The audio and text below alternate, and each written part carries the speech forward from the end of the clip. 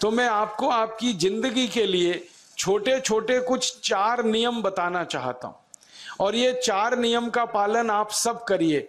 मैं आपको विनम्रतापूर्वक लेकिन विश्वास से कहता हूं कि ये 4 नियम का जो भी पालन करेगा जिंदगी में बीमारी और रोग उसको कभी आएंगे नहीं। परम पूजनीय स्वामी रामदेव जी खुद 40-45 साल से इन 4 नियमों का पालन करते हैं। आप भी अगर ये पालन करेंगे तो बहुत अच्छा होगा। मैं भी करता हूं मेरे जीवन। मैं पिछले 15 वर्षों से योग प्राणायाम करता हूं, उसके साथ कुछ नियम मैंने बनाए हैं, वो नियम का पालन करता हूं और वही नियम आपको बताना चाहता हूं। स्वामी जी पालन करते हैं, मैं करता हूं, हमारे लाखों योग शिक्षक करते हैं और इन नियमों का पालन करने से हमको इतना लाभ हुआ है कि कभी बीमारी आती नहीं। 15 साल से मैंने हर बार मेरा बीपी चेक किया, नॉर्मल है, शुगर नॉर्मल है, ट्राइग्लिसराइड्स नॉर्मल है, कोलेस्ट्रॉल नॉर्मल है।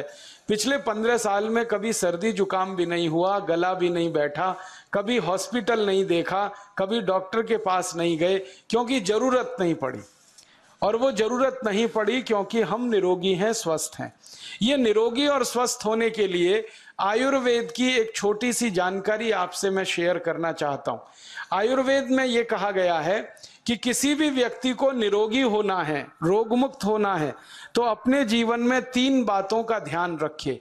अपना वात, पित्त और कफ तीनों का संतुलन रखे। वो 3 तरह के दोष हैं हमारे शरीर में, वात, पित्त, कफ। आपने सुना होगा ये त्रिदोष आधारित शरीर है। जब वात बहुत बिगड़ जाता है तो 80 से ज्यादा रोग आते हैं। जब पित्त बहुत बिगड़ जाता है तो लगभग 46 से 50 रोग आते हैं और जब कफ बिगड़ जाता है तो 28 रोग आते हैं और वात, पित्त, कफ तीनों बिगड़ जाएं तो 148 रोग आते हैं। सर्दी, खांसी, जुकाम से लेकर और कैंसर तक जो आखिरी रोग माना जाता है, ये सब वात, पित्त, कफ के बिगड़ने का खेल है। तो इस देश के आयुर्वेद चिकित्सा के सबसे महान लोगों में से कुछ नाम आप जानते हैं, जैसे चरक ऋषि, जैसे सुश्रुत ऋषि। ऐसे एक ऋषि हुए बाघभट्ट। बाघभट्ट ऋषि ने एक पुस्तक लिखी है, उसका नाम है अष्टांग हृदयम, और एक पुस्तक लिखी है उसका नाम है अष्टांग संग्रहम। इन दोनों पुस्तकों में उन्होंने 7000 नियम बताए हैं।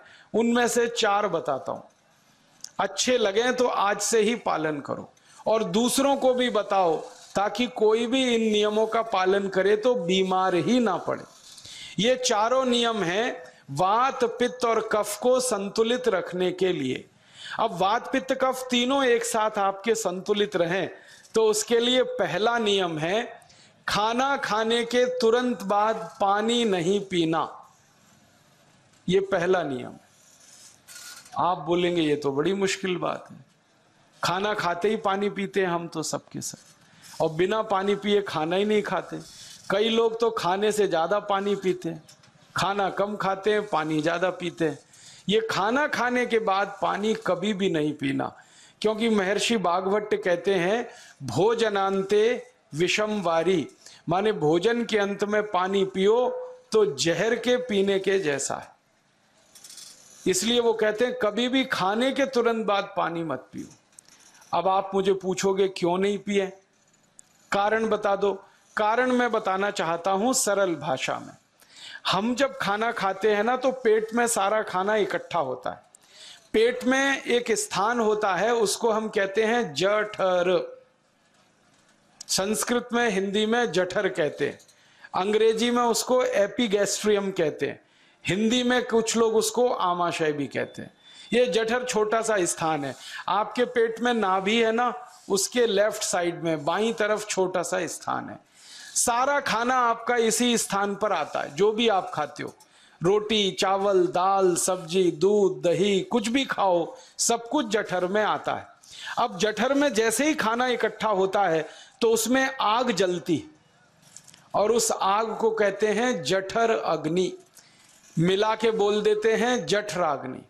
आप जैसे ही खाना खाते हो पेट में, जठर में अग्नि जलती है, वो अग्नि खाने को पचाती है। और अग्नि खाने को ऐसे ही पचाती है जैसे रसोई घर की अग्नि खाने को पकाती है। आपके रसोई घर में आप अग्नि जलाओ, उसके ऊपर दूध रख दो, दूध में थोड़ा चावल डाल दो, अग्नि जब तक जलती रहेगी खीर तब तक बनती रहेगी। आप घर में अग्नि जलाओ, उसके ऊपर पानी रख दो, उसमें दाल डाल दो, दाल की पकने की क्रिया तब तक चलेगी जब तक अग्नि जलेगी। ऐसे ही पेट में होता है, जैसे ही आपने खाना खाया पेट में अग्नि जलती है, और जब तक अग्नि जलती है तो खाने के पचने की क्रिया चलती है।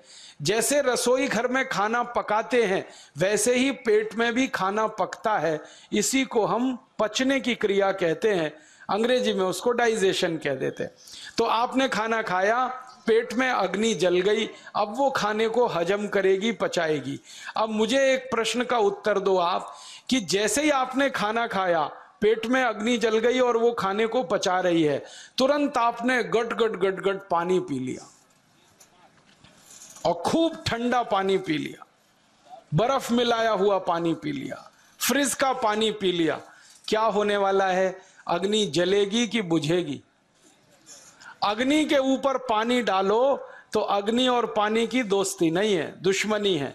पानी अग्नि को बुझा देता है।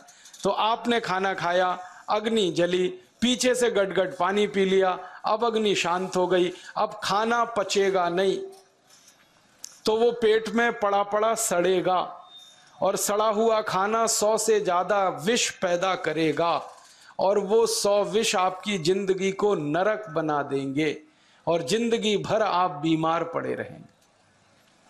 आपको मालूम है, कई लोग कहते हैं मुझे पेट में बहुत गैस बनती है। ये गैस उन्हीं को बनती है जिनका खाना हजम नहीं होता। कोई लोग कहते हैं कि मुझे पेट में जलन होती है, ये जलन उन्हीं को होती है जिनका खाना पचता नहीं। कोई कहते हैं कि मेरे पेट में एकदम गुम हो जाता है, फूल जाता है, ये सब वो लक्षण हैं जब खाना पचता नहीं। तो खाना पचेगा नहीं तो सड़ेगा, सड़ेगा तो विष पैदा करेगा, और वो विष आपको बीमार करेंगे। इसलिए महर्षि भागवत ने कहा, खाना खाते ही पानी मत पियो। समझ में आया? फिर आप बोलोगे कितनी देर तक नहीं पिए? कम से कम 1 घंटे तक। 1 घंटे बाद पानी पियो। आप बोलोगे जी 1 घंटा क्यों? ये जो अग्नि जलने की क्रिया है ये लगभग 1 घंटे तक ही चलती है पेट में, उसके बाद अग्नि अपने आप शांत हो जाती है, उसके बाद पानी पी लो। तो खाना अगर 10 बजे खाया तो 11 बजे पानी पियो, 11 बजे खाया तो 12 बजे पियो, 12 बजे खाया तो 1 बजे पियो, 1 घंटे बाद पानी पियो। अब आपके मन में यह सवाल आ सकता है कि खाना खाने के पहले पी लें क्या? हाँ पी लो, 40 मिनट पहले पेट भर के पानी पी लो। 10 बजे खाना खाना है, 9:20 पे खूब पानी पी लो, जितना पी सकते हो। 11 बजे खाना खाना है, 10:20 पे पी लो, खूब पानी पी लो, 40 मिनट पहले। आप और एक सवाल पूछ सकते हो कि अच्छा ठीक है, खाने के बाद पानी तो नहीं पिएंगे, कुछ और पी सकते हैं क्या पानी को छोड़कर? तो उसके लिए भागवत जी कहते हैं कि खाने के तुरंत बाद अगर पीना है तो दही की लस्सी पियो, मट्ठा। खाने के बाद अगर तुरंत पीना है तो फलों का रस पियो, गन्ने का रस पी लो, संतरे का रस पी लो, मौसमी का रस पी लो, अनार का रस पी लो। अब आप कहोगे ये सब महंगी महंगी चीजें बता रहे हैं, गन्ने का रस, संतरे का रस, अनार का रस, पैसे तो है नहीं। तो सबसे सस्ता रस है नींबू का ही रस पी लो, शिकंजी बना के पी लो, वो तो सबसे सस्ता है। तो खाना खाने के बाद या तो दही की लस्सी पियो या रस पियो। और एक तीसरी चीज है, दूध पी सकते हैं। तो खाने के तुरंत बाद पीना है तो दही की लस्सी या मट्ठा, खाने के तुरंत बाद पीना है तो कोई फल का रस, खाने के तुरंत बाद पीना है तो दूध। पानी 1 घंटे बाद पियो। और अगर एक बात ध्यान रखो तो अच्छा है कि सवेरे खाना खाते हैं जिसको हम ब्रेकफास्ट कहते हैं, नाश्ता, तो फलों का रस पीना अच्छा, दोपहर को खाना खाएं तो लस्सी और मट्ठा पीना अच्छा, और रात का खाना खाएं तो दूध पीना अच्छा। जो लोग इस नियम का पालन कर सकते हैं जिंदगी में कभी भी 80 रोग उनको नहीं हो सकते। वात पित्त कफ तीनों ही इस एक छोटे से नियम से संतुलित रहते हैं। तो ये पहला नियम मैंने आपसे कहा। दूसरा नियम एक और है, और वो नियम ये है कि पानी कभी भी पियो, घूट घूट भर के पियो। जैसे गरम चाय पीते हैं, गरम कॉफी पीते हैं, गरम दूध पीते हैं, एक एक घूट भर के, एक एक सिप करके, ऐसे ही पानी पीने की आदत डालो। ये मुंह में एक बार गिलास लगा लिया, गटागट उसको खाली कर दिया, ये तरीका गड़बड़ है। एक घूट पानी, दो घूट पानी एक बार में उतना ही पियो। आप बोलोगे ये क्या चक्कर है? बात ऐसी है कि एक एक घूट पानी जब हम पीते हैं तो मुंह की लार पानी के साथ मिलकर पेट में अंदर जाती है, और ये जो मुंह की लार होती है ये क्षारीय होती है और पेट में हमेशा अम्ल बनता रहता है। तो एक घूट पानी पिया, मुंह की लार इसके साथ अंदर गई, दो घूट पिया और ज्यादा गई, बार बार लार अंदर जाएगी तो क्षार पदार्थ पेट के अम्ल के साथ मिलेगा। पेट में अम्ल बनता है, मुंह में लार क्षारीय होती है। तो ये क्षार को अम्ल में मिला दिया जाए और ये अच्छे तरीके से मिलकर पेट में जाए तो कभी भी कोई व्यक्ति के पेट को अम्लता नहीं होती, एसिडिटी नहीं होती। और पेट में अम्लता नहीं होती तो रक्त में अम्लता नहीं होती, और जिनके रक्त में अम्लता नहीं होती उनकी जिंदगी में कभी भी वात पित्त कफ के असंतुलन की स्थिति पैदा नहीं होती। इसलिए पानी घूट घूट करके पीना। मैं आपको एक छोटा सा मेरा ऑब्जर्वेशन बताता हूं, परीक्षण। आप भारत देश में या दुनिया में कहीं भी जाओ, मनुष्य को छोड़कर पशु पक्षियों को देखना शुरू करो, वो पानी कैसे पीते हैं। किसी चिड़िया को पानी पीते हुए देखो, किसी पक्षी को पानी पीते हुए देखो, वो चोंच के एक बूंद ही के बराबर ही पानी उठाता है। एक बार में एक बूंद पानी लेगा, फिर थोड़ी देर चोंच चलाएगा, फिर पिएगा, फिर दूसरी बूंद लेगा, फिर चोंच चलाएगा, फिर पिएगा, फिर तीसरी बूंद। एक एक बूंद पक्षी पानी पीता है। कुत्ते को पानी पीते हुए देखो, चाट चाट के पानी पीता है। शेर को पानी पीते हुए देखो, चाट चाट के पानी पीता है। जितने जानवर चाट कर पानी पीते हैं, जितने पक्षी एक एक घूंट पानी पीते हैं, किसी भी पक्षी और किसी भी जानवर को डायबिटीज नहीं है, किसी को अर्थराइटिस नहीं है, कोई पक्षी ओवरवेट नहीं है, कोई पशु ओवरवेट नहीं है। वो सब स्लिम और ट्रिम है, क्योंकि वो इतने होशियार हैं कि पानी चाट के पीते हैं या घूट घूट करके पीते। अब मुझे ये हैरानी होती है कि ये पशु पक्षियों को कौन सिखाता है? वो अपने जन्म से ये ज्ञान सीख के आते हैं। उनका कोई गुरु नहीं है, उनका कोई विद्यालय नहीं है, उनके कोई प्रशिक्षण शिविर नहीं लगते, फिर भी उनको इतनी अकल है कि पानी घूट घूट पीना। और हम ये मनुष्य जिनके इतने गुरु, इतने विद्यालय, इतने कॉलेज, सीखने वाले, सिखाने वाले, और हम मूर्खों के मूर्ख गटागट गटागट पानी पीते रहते हैं। तो पानी पीने का तरीका बदल दो, घूट घूट भर के पानी पियो। ये दूसरा नियम है।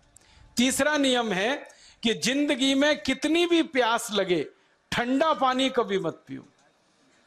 बर्फ डाला हुआ पानी, फ्रिज में रखा हुआ पानी, वाटर कूलर का पानी जिसका तापमान बहुत कम है, ये कभी मत पीना। क्यों? क्योंकि शरीर आपका गर्म है और पानी ठंडा है। अब होता क्या है वो मैं समझाता हूं सरल भाषा में।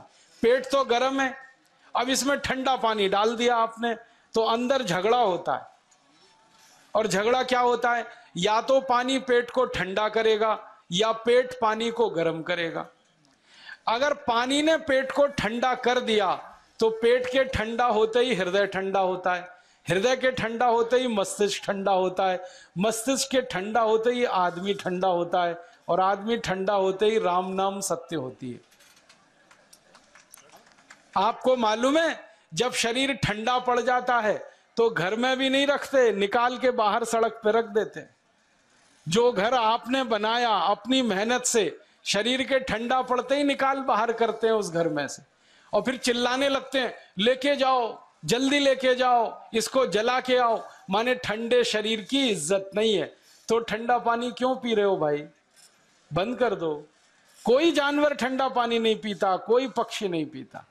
तो आप ये ठंडा पानी पीना बंद करो, सादा पानी पीना शुरू करो। और गर्मी के दिनों में बहुत अगर आपको तकलीफ है तो मिट्टी के घड़े का पानी पी लेना, फ्रिज का और बर्फ का नहीं पीना। ये तीसरा नियम है। और चौथा और आखिरी नियम है कि आप सवेरे ही सवेरे जब सोकर उठते हो तो सबसे पहले पानी पियो। जैसे ही आपकी आंख खुल गई तो पहले 2-3 गिलास पानी पी लो, उसके बाद आप टॉयलेट में जाओ। उठते ही पानी पियोगे तो 2 फायदे हैं। पहला फायदा यह है कि पानी पेट में जाकर बड़ी आंत को साफ करता है, और जैसे ही बड़ी आंत की सफाई होगी पेट पे दबाव पड़ेगा और आप संडास घर में जाएंगे, 2-3 मिनट में पेट आपका साफ हो जाएगा। जिनका पेट सुबह एक बार में साफ हो जाता है उनकी जिंदगी में कभी रोग नहीं आता। इसलिए सुबह सुबह उठते ही पेट साफ होना जरूरी है। और उठते ही पानी पियोगे तो मुंह की जो लार है वो पानी के साथ मिलकर अंदर जाएगी। सुबह पेट में एसिड की मात्रा ज्यादा होती है, इसलिए लार का पेट में जाना बहुत जरूरी है। इसलिए सुबह उठते ही पानी पीना बहुत जरूरी है। ये 4 नियम हैं आयुर्वेद के। पहला नियम, खाना खाने के 1 घंटे बाद पानी पीना। दूसरा नियम, पानी को हमेशा घूट घूट भर के पीना। तीसरा नियम, कभी भी जिंदगी में ठंडा पानी नहीं पीना। और चौथा और आखिरी नियम, सवेरे उठते ही सबसे पहले पानी पीना। 4 नियमों का पालन जो भी अपने जीवन में कर सकता है वो वात पित्त कफ तीनों को संतुलित रख सकता है। और जिसका वात पित्त कफ संतुलित है उसके जीवन में बीमारी नहीं आती है। और जो बीमार नहीं पड़ते हैं वो स्वस्थ और तंदुरुस्त और सुखी रहते हैं। उनकी जिंदगी का खर्चा कम होता है और देश का भी बहुत सारा पैसा बचता है। आपको शायद मालूम है या नहीं, 1 साल में हम जब बीमार पड़ जाते हैं भारतवासी, तो साल का करीब 6 लाख करोड़ रुपया हमारा खर्च हो जाता है उन बीमारियों का इलाज करने में। इसलिए इतना पैसा फालतू में हम खर्च करें हर साल 6 लाख करोड़, ये बहुत बड़ी रकम है। इससे बेहतर ये है कि हम बीमार ही नहीं पड़ें और स्वस्थ रहें, सुखी रहें। और ये 6 लाख करोड़ का जो खर्चा हम करते हैं बीमार पड़ने पर, अक्सर ये एलोपैथी की दवाएं खाने में खर्च होता है। और जो एलोपैथी की दवाएं हम खा रहे हैं, जैसे paracetamol, Baralgan, Butazone, oxyphenbutazone, aspirin, Disprin, Novalgin, ये सब ऐसी खराब दवाएं हैं जो दुनिया के देशों में 20 साल पहले बंद हो चुकी हैं, भारत में धड़ल्ले से बिक रही हैं और हमको बीमारियों से ज्यादा गंभीर बीमारियों में फंसा रही। ज्यादातर दवाएं जो आप खाते हो वो किडनी खराब कर देती हैं, लीवर खराब कर देती हैं, आंतों में घाव कर देती हैं, विकलांगता आ जाती है, पैरालिसिस हो जाता है, ब्रेन हेमरेज हो जाता है, हार्ट अटैक आ जाता है। दुनिया में लगभग इस समय 84,000 दवाएं बिकती हैं और आपको सुनकर हैरानी होगी, उनमें से मात्र 117 दवाएं हैं जो काम की हैं, बाकी सब बेकार की दवाएं हैं। उन बेकार की दवाओं को खाकर हम 6 लाख करोड़ खर्च करते हैं। ये बहुत दुख और अफसोस की बात है। और ये 6 लाख करोड़ का खर्चा समाज के वो लोग करते हैं जिनको जिंदगी में हर समय अपना आर्थिक स्थिति को देख के चलना पड़ता है, जिनकी आमदनी बहुत नहीं है, जिनके घर में आमदनी के बहुत ज्यादा साधन नहीं है, उनको ये पैसा खर्च करना पड़ता है। तो कई बार क्या होता है, किसी का घर बिक जाता है, किसी का खेत बिक जाता है, किसी के घर के गहने गिरवी रख जाते हैं, किसी को कर्ज लेना पड़ जाता है, किसी को कर्ज लेकर दोबारा कर्ज लेना पड़ जाता है। मैंने इस हिंदुस्तान में पिछले 15 साल के प्रवास में देखा कि गांव-गांव के गरीब किसान कर्ज ले लेकर ये महंगी दवाएं खाकर इलाज करते हैं, डॉक्टरों को पैसा देते हैं, दवा कंपनियों को देते हैं, और वो पैसा फिर इस देश में से दूसरे देश में चला जाता है, क्योंकि अक्सर ये दवाएं बनाने वाली कंपनियां विदेशी होती।